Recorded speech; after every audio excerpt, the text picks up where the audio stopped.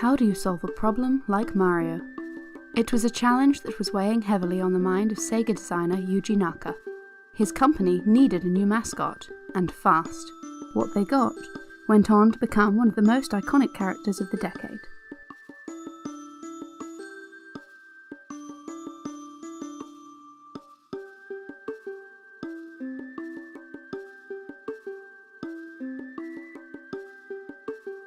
Yuji Naka was stuck.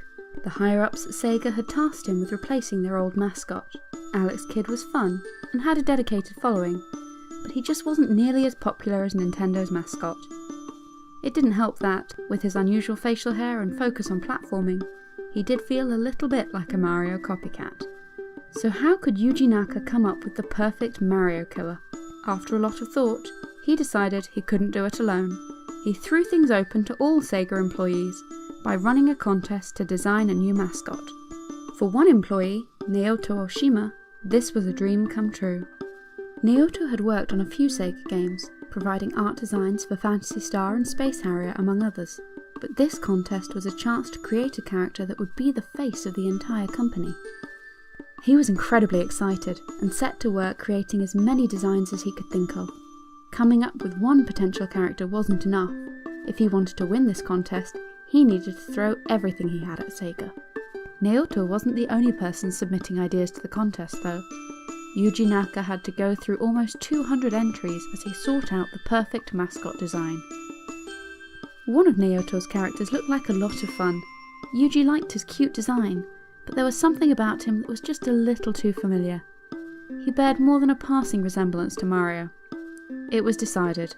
Characters with moustaches couldn't be used. Sega's mascot couldn't have a moustache and ideally wasn't a human. Yuji began searching through the animal designs to find something that would work. He settled on a rabbit design that Naoto had created. The character was cute and fun, but could show off the technical capability of Sega's new console, the Mega Drive. A prototype was made that saw the rabbit character picking up and throwing items with his ears. Again though, this wasn't quite right. The gameplay was too complicated and slow. Sega needed a mascot that communicated speed and excitement to reflect the power of their console. Yuji was exhausted. He'd gone through all of the ideas and hadn't found a single thing that worked.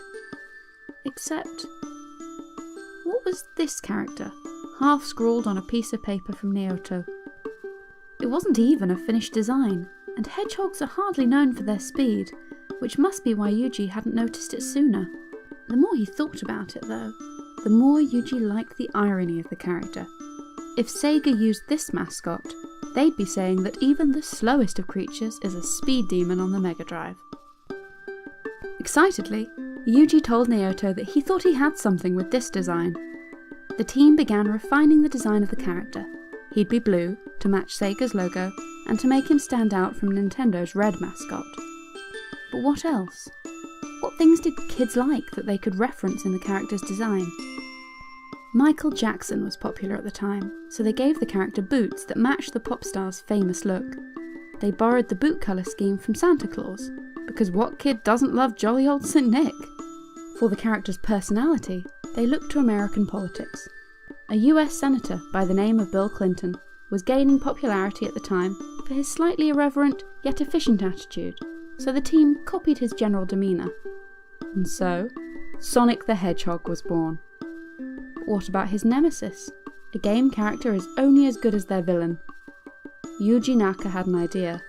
Reaching back to one of Naoto's old designs, he suggested that they use the dreamy character with a moustache. It seemed fitting. Sonic's main enemy was a thinly veiled stand-in for Mario himself. The team's hard work paid off. Soon after his game's launch, Sonic wasn't just more popular than Mario.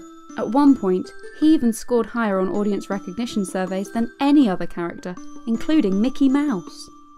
For a brief time in the 1990s, Naoto Oshima's little sketch of a hedgehog became the most famous character in all the world. The moral of this story is simple. Sometimes things don't work out first time, but you should never let that stop you. Just as Yuji Naka had to go through hundreds of designs, and just as Naoto Oshima saw several of his ideas passed over, Sometimes we find ourselves running into difficulty when we're trying to succeed. Never give up. You only fail if you stop trying, and if you keep at things and give it enough attempts, eventually you'll be able to succeed.